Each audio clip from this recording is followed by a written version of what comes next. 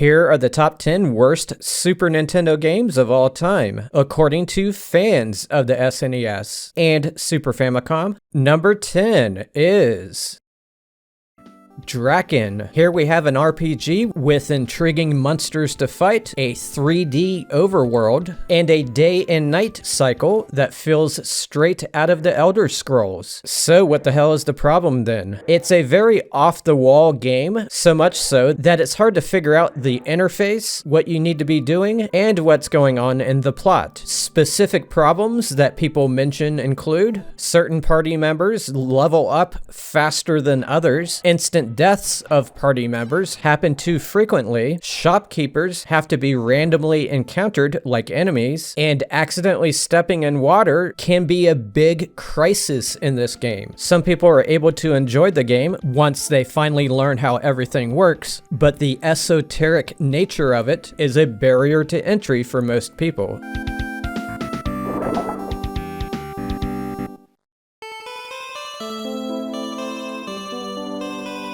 Number 9 is Space Ace. A famous man once said, 1980s Laserdisc arcade games are easy to convert to 16-bit systems. His name was No One Ever. That joke may not be that funny to you, but neither is this game. People hate it because you have to trial and error your way through the game. By error, I mean dying. Yes, that is how the arcade game worked, but without the arcade's visuals, it just feels punishing and repetitive. To top it off, the jumping controls are so bad that there's no words to describe them.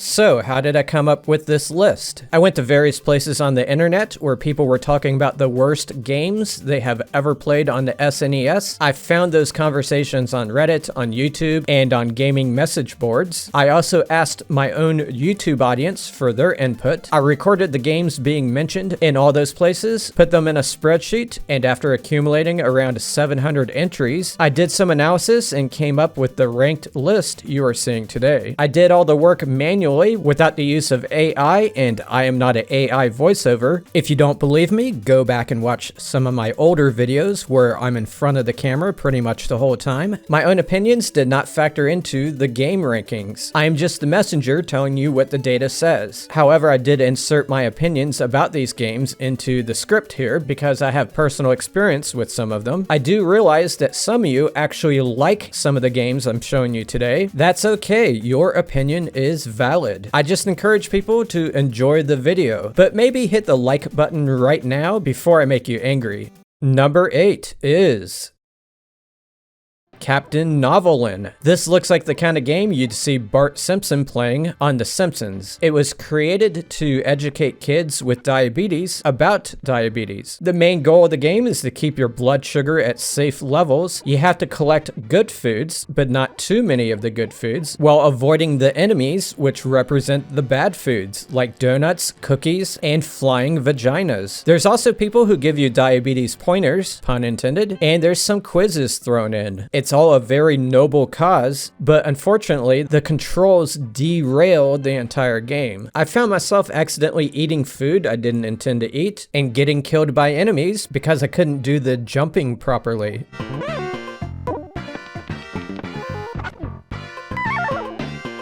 Number 7 is Bill Lambier's Combat Basketball. It is the year 2030 and the game of basketball has evolved. You can now shove people to the ground as much as you want, and there's icons on the court that do various things when you collect them. There's two main issues here that inhibit people's enjoyment of the game. One is that the gameplay is slow, which is an issue that afflicted a lot of SNES sports titles. This is actually a port of the game Future Basketball for the Amiga and Atari ST, and those versions have faster gameplay. The other issue with Bill Lambier is the controls. For some fucking reason, they mapped a lot of the different functions to one button, the B button, while leaving a lot of the other buttons unused. It's disappointing because with a little bit more work, this could have been a good sci-fi sports game.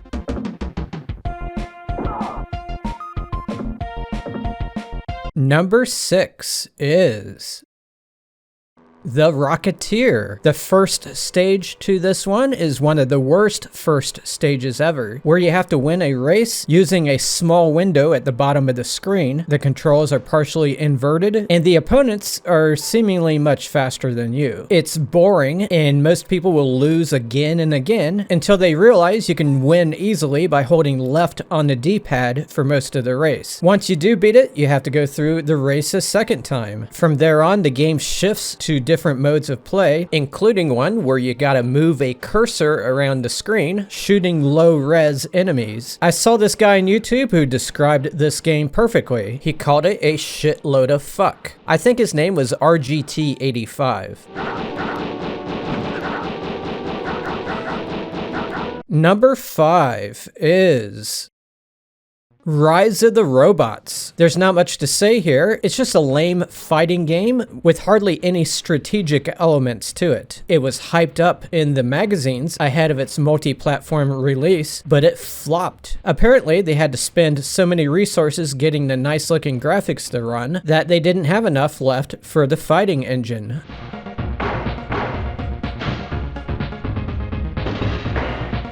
Number 4 is Super Smash TV. This is basically a combination of Robotron and Wheel of Fortune, and as you might imagine, it fails in every way. You head into a room, the doors open, enemies come out, you shoot them for what seems like an eternity, then head to the next room and do the same thing over again. The bosses aren't that memorable, and the announcer is annoying. Good luck. You'll need it. Actually, this is a fake out. I put these in my top 10s to keep the viewers from falling asleep. Smash TV is actually awesome, and for me, it's one of my favorite video games of all time. The true number 4 is actually Shaq Fu. The basketball player Shaquille O'Neal wanders into a dojo, and the man inside mistakes him for a powerful warrior, not a Golden State one, and he urges him to enter a portal to save a little boy. Shaquille goes along with it and enters another realm where he has to fight various competitors in one-on-one matches. It's not really that bad of a game in my opinion. There's interesting locations, and the fighting is pretty fast. It's not Street Fighter 2 level fighting, but it's halfway there. Here's a fun fact. Both Rise of the Robots and Shaq Fu also ended up on my worst Genesis top 10 list. Say what you want about retro gaming fans, at least they're consistent.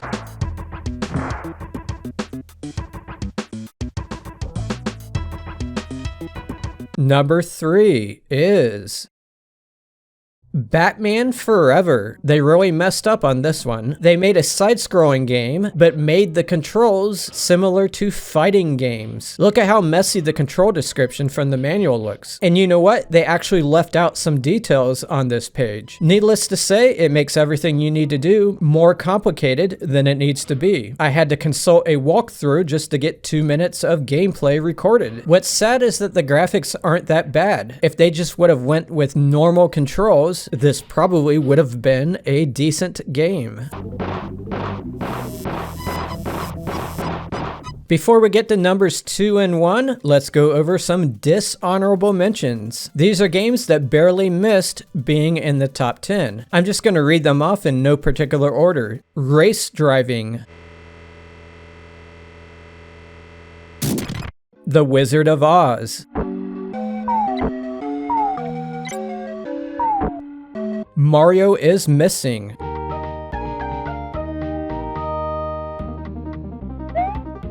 Street Combat.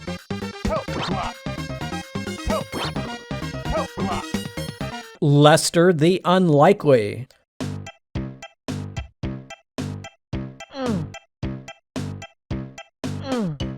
And finally, Wayne's World.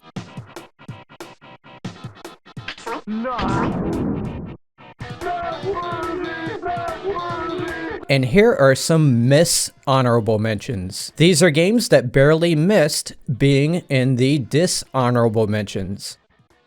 Number 2 is Bebe's Kids. This is based on an animated movie about a rowdy group of kids wreaking havoc at an amusement park. The graphics aren't that bad, however, as soon as you start playing, you realize something is off. It feels like the game is suffering from slowdown, the kind that normally happens when there's too many things on the screen, but here it's all the time. Also, the developers took the Batman Forever approach and made the controls more complicated than they need to be. Your standard punch and kick are simple to perform, but they don't do enough damage to kill the workers before time runs out on the clock. Instead, you need to constantly use these moves to get through the game, and obviously those are very awkward to pull off. I don't recommend anyone ever play this game.